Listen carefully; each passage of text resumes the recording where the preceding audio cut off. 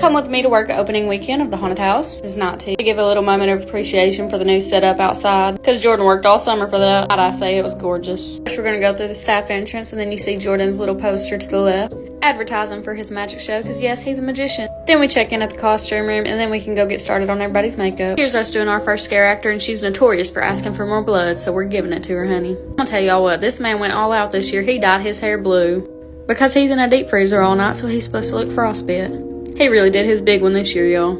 And the easiest part of my night is going to be darkening the eyes of all the people that wear a mask. Because next up, I got to fix my amphibians.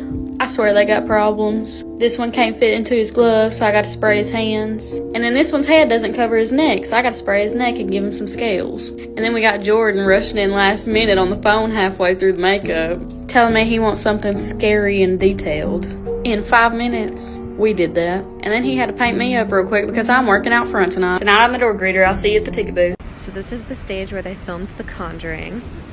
And here's the hole in the stage that we made, but they also had one in The Conjuring. And a paranormal investigator actually went down here and investigated and heard her name being called. And it's really creepy.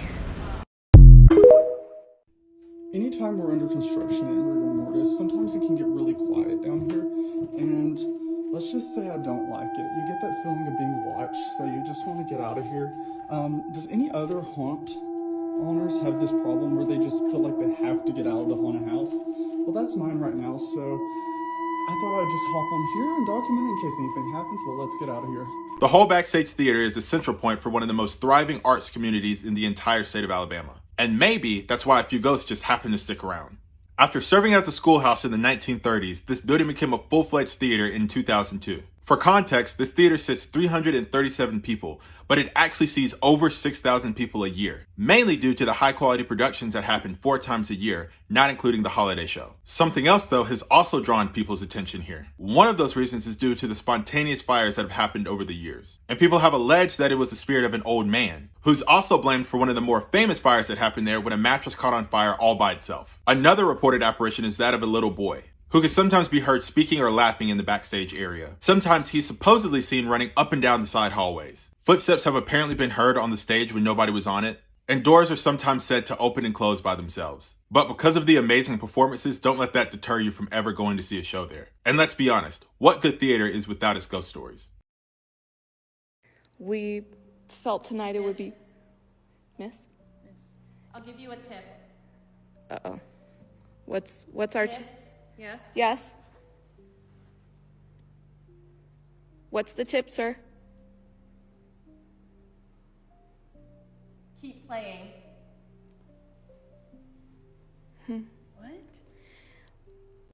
She's super pretty. Her body tea.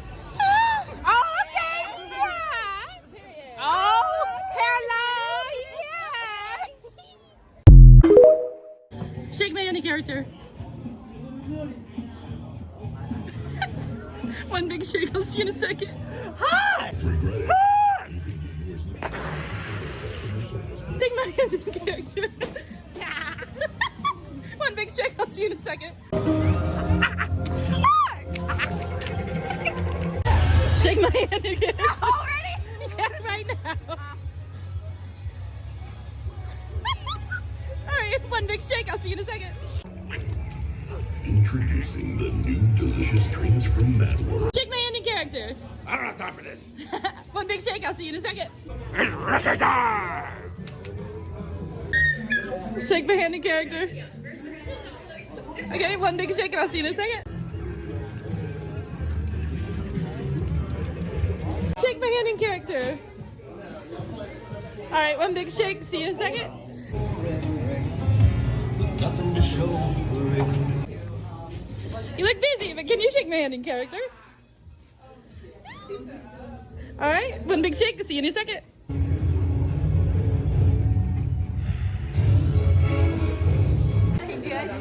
Shake my hand in character. Wow, that's wonderful. Okay, one big shake and I'll see you in a second. Shake my hand in character. Alright, one big shake, see you in a minute. Shake my hand in character. Alright, one big shake, I'll see you in a second. Shake my hand in character.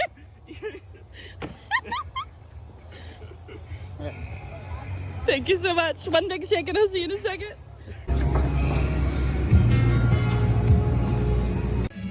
Shake my hand in character. All right, one big shake. I'll see you in a second. Shake my hand in character. One big shake. I'll see you in a second.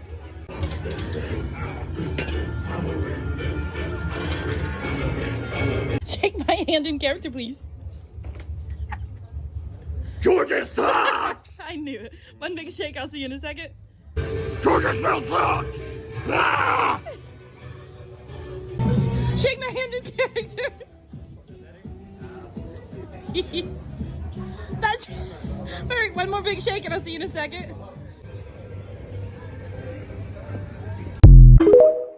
Pub, when you catch people staring at you because of your death and signing takes an unexpected turn. Staring intensifies.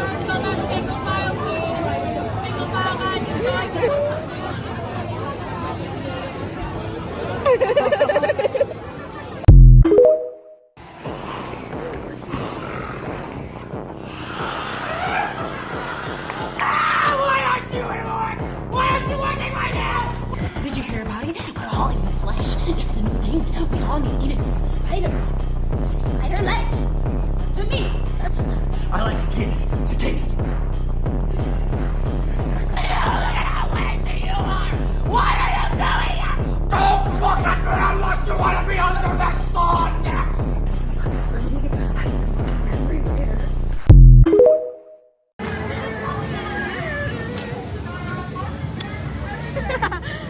Thank you. Beautiful eyes, by the way. You're gorgeous. Oh, you need some gum. Just kidding.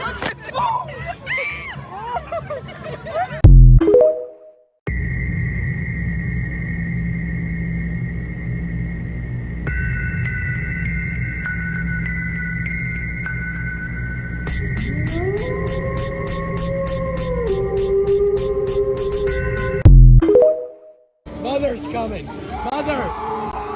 Oh my god! Mother! Simon! You see my hand? I think it's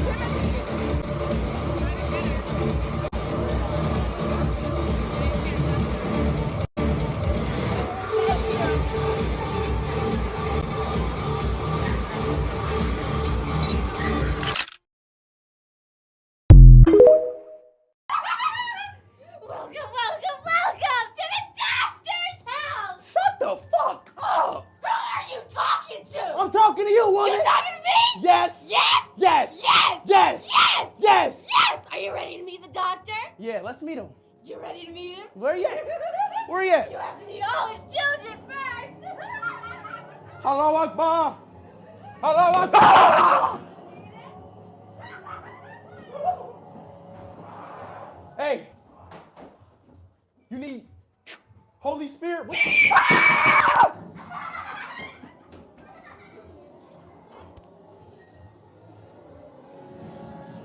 I'm about to get possessed.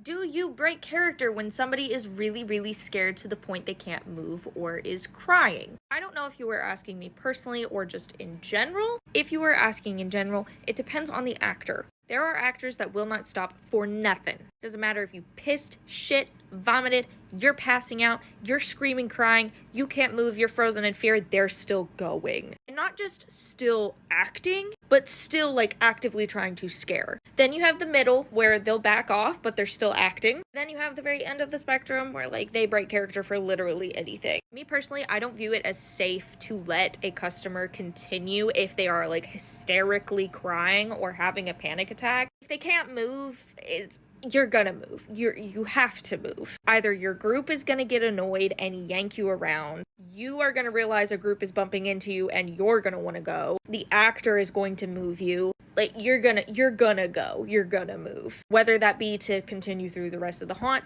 or to continue out of an exit. It's gonna happen. But in regards to like hysterically crying or having a panic attack, that is when people get hurt. Actors get hit. Customers pass out and fall. Customers trip. They bump into things. They flail, smack people in the face. I have seen somebody having a panic attack hurt somebody else in their group because they were so upset and just so completely unable to deal with what was happening. They literally hurt somebody else in their group. So I do not break character. I am going to continue to act, but I am going to make you feel better. This year when I made people cry, I had those mini babies that you like bake into cakes or have as like, what are they called? Baby showers. The Prozac is really hitting my brain, but I would hand out those if you cried. And that would usually make people laugh their fucking asses off. Now, mind you, I'm still in character. I'm still acting. But I'm like, oh my gosh, you won an award, a very special award. You are this group's biggest baby. And I hand them a tiny baby. There was one group that like was the worst panic attack I have ever seen in a haunt. I actually could do a story time about that one. But I personally don't break character. And I don't think it is necessary to break character. It is completely possible if you are the type of person that wants to comfort somebody and de-escalate a panic attack, you can do that in character. I really think you should only break character in emergent situations. So like medical emergencies, like we're at a level of panic attack where it's unsafe, or you're hitting me and I need to get away. If I'm having a medical thing, even though this year I almost fully passed out in front of a group, but I still kept going. That was that night where I had a big old POTS episode. But yeah, I personally don't break character if somebody is crying and can't move. That is when I get to pull out my funny card, work on my stand-up. I don't do stand-up. And in general, most actors are not going to break character. Some actors will, and some actors break character very easily. And some actors are gonna go even harder. Good luck and happy haunting.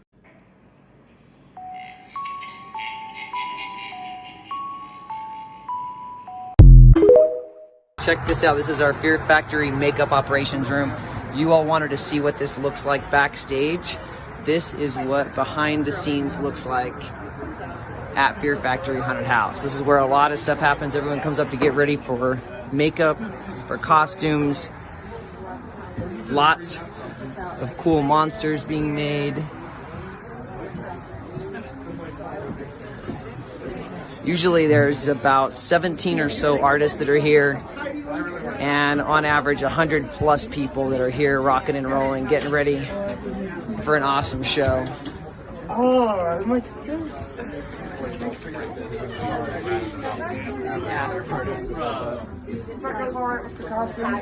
Pretty awesome place.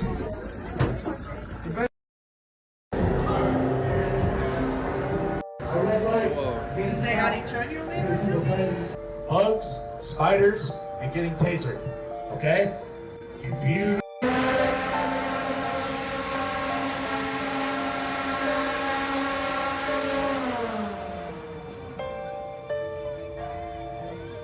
Hey, that's crazy. That's crazy.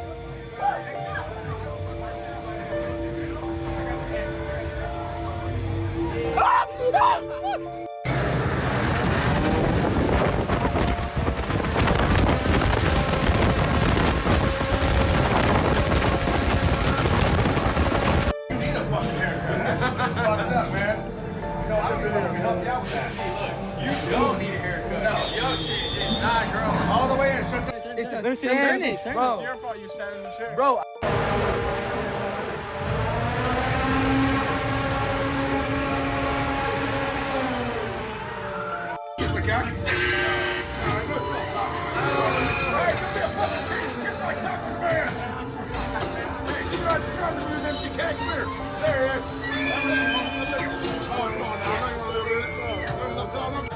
One of these doors leads to parole and freedom.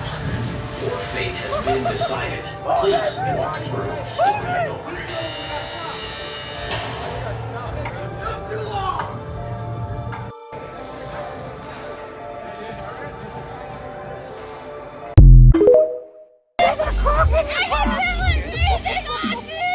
You have a crock on your crock!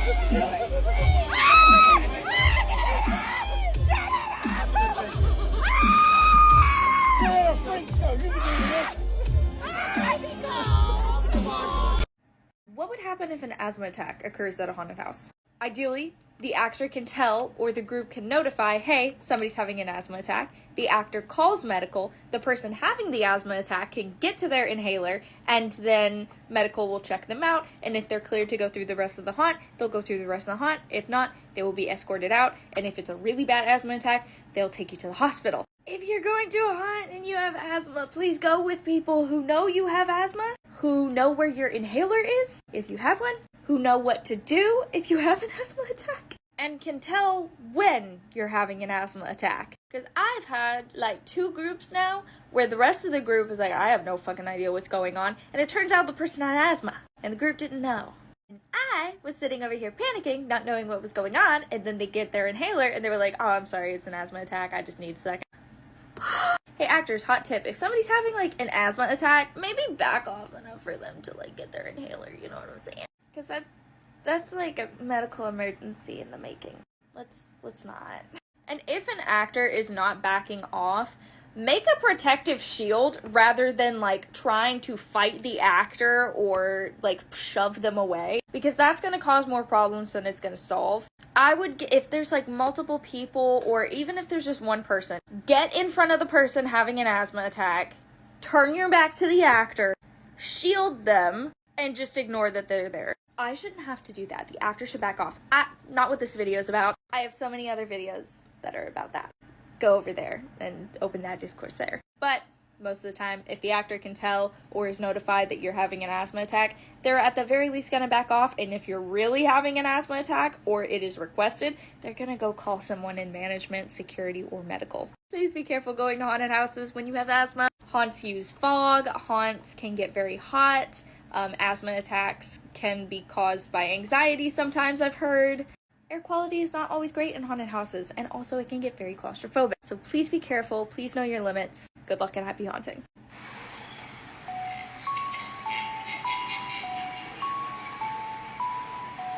The difference between year-round haunted houses and seasonal haunted houses. Here's the thing. When you get to a year-round haunted house, all right, and I've never worked at a year-round haunted house, so this is coming from observations. You're gonna either find one of 2 types of haunts. The one that is literally hanging on by a thread, it's a fucking miracle that they're still open, or damn, this is like a business. And it really just depends.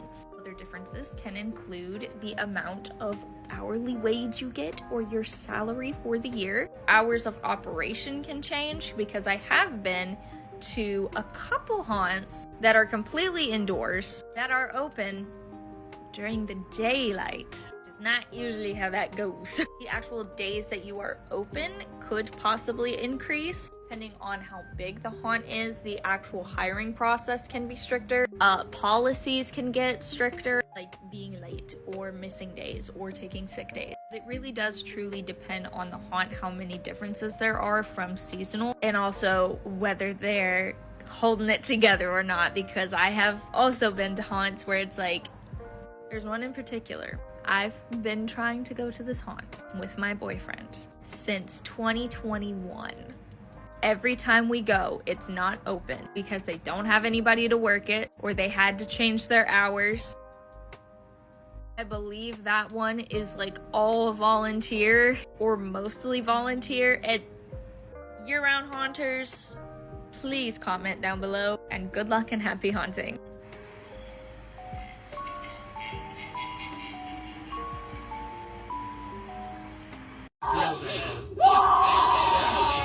Back and forth.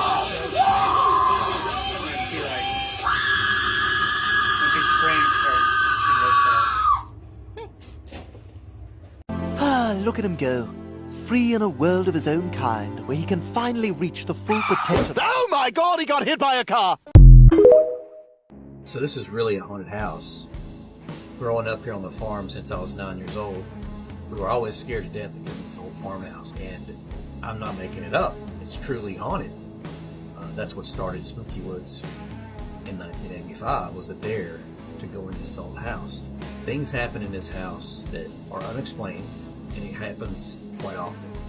Lights come on in the middle of the night for no reason. Things fall off the walls. It's a pretty spooky place.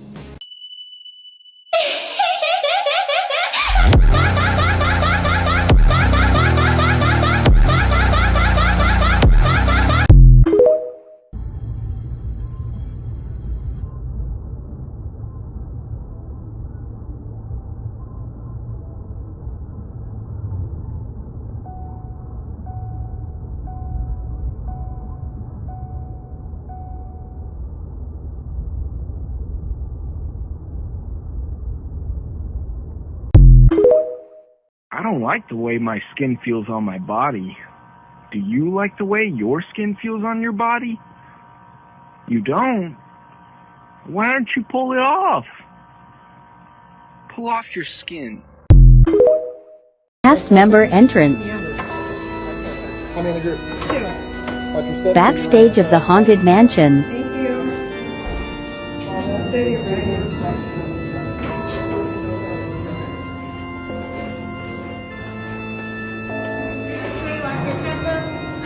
Hello, ghost host.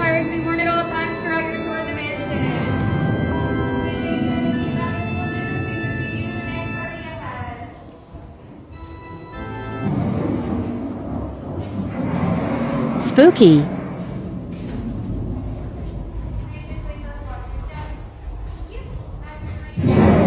We skipped the entire line. What did you do? I ate pig. Was it yummy? Yeah. What did it taste like? Alright, so let's do this later. Okay, now What happens when a customer hurts themselves at a haunted house? Here's the thing. Here's something that I want to warn you about. So when customers hurt themselves, if it is not super visible, there are some times when the actors are so involved and enraptured in the act that they're not going to be able to tell that you're actually hurt. And there are some actors that are afraid that you're doing that thing that you did when you were a kid, when you were playing tag, and you're like, wait, I twisted my ankle. No, you can't get me when you're about to be tagged. Or like, wait, I got to tie my shoes. Wait. Ow, I'm out. I don't want to play anymore. Like, I don't know why. I mean, I have had people do that to me before. How did I know? Because I heard them talking shit in the next scene. Or they talk shit straight to my face. Now, aside from that, it depends on how badly you got hurt. Because, like, if it's a little nick, if it's a little bruise, maybe you twisted your ankle a little bit, maybe you kind of bumped your elbow, kind of scraped up your knee, maybe bumped your head. I'm not going to break character, but I am going to help you. And I'm going to figure out the best way to help you. I'm pacing around because I'm getting my steps in again. But, because, like, I like having Band-Aids on me and, like, little disinfecting wipes on me so I can help. And that's for, like, little shit. For bigger stuff, it's gonna have to be, like, a medical emergency before I personally break character. You might be like, if you don't break character, I don't know how I'm gonna trust you. Trust me, when somebody is hurt and the actor backs off but is still in character in real life, that works a lot. They're just thankful that the actor is not actively scaring and that they are receiving help. I promise you. I've been doing this for a long time. That is exactly what happens. But if you're like, oh my gosh, my fucking ankle, I don't think I can put weight on it. Okay, let me call medical. Let me call security. Let me call management. Whatever's the case. You don't want me to call management? Sorry, I have to report it anyway. And if an actor does not report like a more serious injury from a customer, are you trying to get us in trouble? What happens? And maybe the customer is not mad in the moment. Maybe the customer is completely fine with what happened in the moment. But then they look back on it and they're like, yo, I'm kind of actually fucking pissed about this. And they decide to sue the haunt. And then they find out that the injury was never reported and it wasn't dealt with properly. Girl, what do you think is going to happen? Then there are things like medical emergencies, which is like broken bones. You smacked the absolute shit out of your head. And maybe you're out cold, maybe you're not. But an impact was there and it was bad. You passed out. There's a lot more blood. I'm not gonna be in character anymore. I'm gonna be super calmly going to the radio and being like, get your fucking asses over here right now. Dude, you have 5 fucking seconds, bro. I'm gonna freak out. And then I'm gonna go back, I'm gonna assess the situation, I'm gonna assess what I personally can do. Do you need to be moved? Does pressure need to be applied? Do I need to get you on your side? Whatever. Do I need to help you sit down? Do I need to help you lay down? Do I need to just offer some emotional support? Mind you, I'm going to communicate with you what is happening the entire time, in character or out of character. If I called medical before I go, I'm gonna say, I'm gonna call somebody, I will be right back. Please do not leave. It's gonna be harder for us to help you. Because I've had that before. Somebody got hurt and I was called security to be like, hey, can you come help us out? And And they fucking left. And I told them, I'm gonna call security. And they were like, oh, okay. And they walked away. So I had to hop back on the radio like a fucking jackass and be like, I don't know where the fuck they went. But you know, other times it doesn't require that. Sometimes you don't need a medical personnel. Sometimes they don't want a medical personnel. However, for cuts or scrapes or bumps or things like that, you know, that doesn't necessarily require medical personnel to immediately be on the scene, but you still should probably report it just in case. And that's more of a, do you want to take a second? Do you want a Band-Aid? What do you need? And there are also some people that when they hurt themselves, they get real angry, or they get real embarrassed, or they get real angry because they're embarrassed. And when I can tell that that's happening, that's sort of a, do you want to exit the haunt? So yeah, that's what happens. Good luck and happy haunting.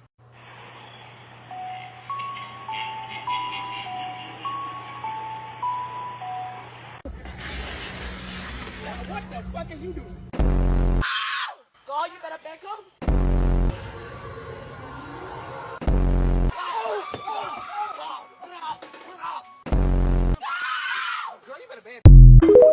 Come with me to this haunted, immersive theater experience called Angel of Light. It is located in downtown Los Angeles in the rumored to be haunted Los Angeles Theater. The experience starts out with your traditional maze, and about halfway through you end up in this beautiful ballroom where you are free to grab a quick drink or use the bathroom, but I opted not to. After braving the second half of your mazes, you are led into this beautiful theater where you get to sit down and watch a full demonic possession dance. I didn't record it because I didn't want to spoil it all for you guys, but definitely go check it out for yourselves. What's up, my friends? I wanted to show you a little bit around the Nuclear Beats area of the South Florida Fairgrounds Fright Nights Expedition. So this is where you get a big scare and you come out and there's some nuclear beats so you know where you're going. All this stuff is going to glow under blacklight later on, so that's kind of cool. It's a Live Nation person that's going to tell you to skedaddle if you don't hang around. This, no, that's not her, sorry. Yeah, let's cover that up, no one wants to see that. This is Patty. We like to pat her head a lot. She's had a bad day. So there's this really cool stuff all over here. Sometimes people hide there. They're gonna get you anyways. Don't pretend that you're not scared or radioactive. That's another house that people come out of. It's funny, people like to really play with this part. I don't know why. And over here we have some more disembodied mannequins. She loves to give people kisses, trust me. And then right over here is where our DJ lives, and he only plays 4 songs, but that's okay because he's pretty legit. And then I guess his DJ Beats, that's what he used to look like. That's what he looks like now. Anyhow, this is our little behind the scenes area. These are some of the other Midway actors that you're gonna find out in Nuclear Beats. That's Taylor. Hi! That was a clown. That's Kelly. Taylor, Steven, Laura, Tasha. I was informed it was Kayla. I'm so sorry, Kayla. I really like you a lot. You're a lot of fun, and you're great at what you do, for sure. This is KP. This is our amazing makeup artist. Sorry, there was no warning because I took her away from you. She's gonna do all our cool stuff with nuclear beat painting. I've said nuclear beats like 10 times in this video already. Anyway. You gotta know it's nuclear. But she's real talented. Make sure you follow her. I'll tag her below.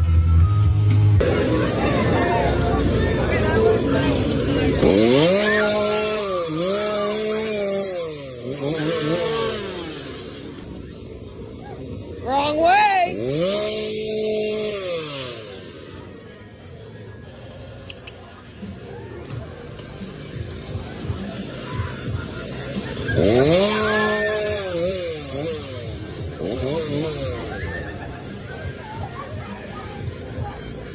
Bye-bye!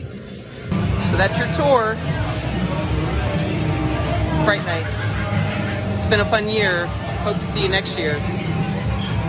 dark things that happened on movie sets. When The Conjuring came out, audiences were terrified by its story of the Warrens investigating a haunted farmhouse. But what most people don't know is that the star of the movie, Vera Farmiga, experienced something just as unsettling behind the scenes. Vera, who played Lorraine Warren, said she always felt uneasy while filming. She actually refused to take the script home, claiming she didn't want that energy inside her house. But things got stranger as filming went on. She started waking up with mysterious bruises all over her body, bruises that matched the exact same spots her character had in the movie. She said she couldn't explain where they came from. The crew didn't have an answer either, and it left her shaken. Vera even admitted she felt like something from the movie was following her home, and she wasn't the only one. Other members of the cast reported strange occurrences on set, from objects moving on their own to unexplained sounds and feelings of being watched. So, when you watch Lorraine Warren fearfully battling demonic forces in The Conjuring, remember, some of that fear wasn't acting at all. Vera truly believed something dark had attached itself to her. Do you think this was just coincidence, or was the movie itself cursed? Let me know in the comments, and follow for more true scary movie secrets.